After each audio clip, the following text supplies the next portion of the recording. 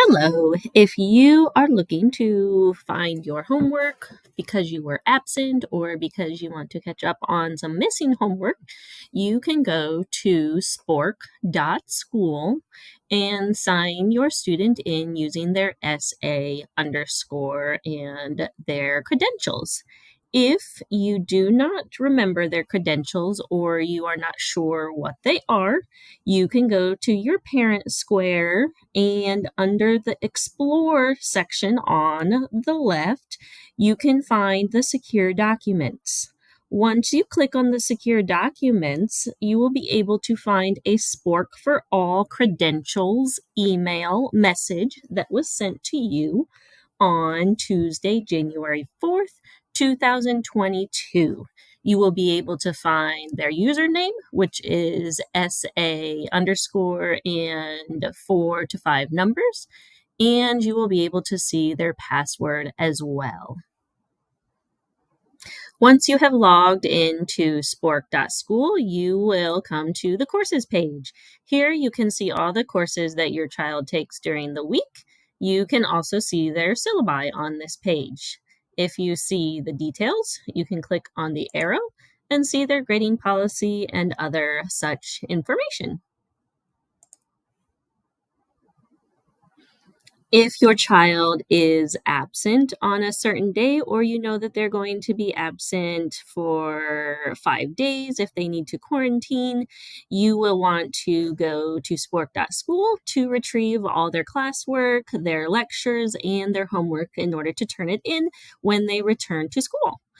You should go to the Schedules tab, and you will be able to see all the classes that they took on the day that they were absent. You'll be able to scroll down and see all the information. So let's say that they are absent on this Monday. We will need to click on Math and Science. From here, you will be able to scroll down and see which lesson they need to complete. So, for example, if they were absent on this Friday before spring break, you will have to click on the lesson and be able to download the Word document and the practice problems.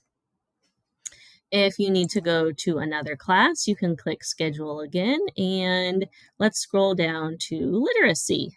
Literacy was on that Thursday before spring break.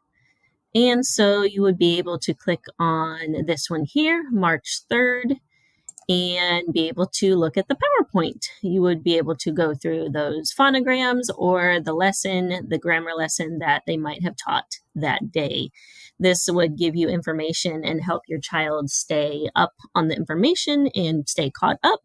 But here it doesn't have a homework page to go with it. You would just have them look at the PowerPoint and write down any notes that it would say in the PowerPoint. Let's go back to the schedule. Another one you might want to look at would be humanities. They were in the week of February 28th through March 4th. And we could click on this and scroll down to see which day you need to get homework from. You can see that there are multiple lessons, PowerPoints for the day that they might have been absent, and the do nows and the homework pages that go along with them.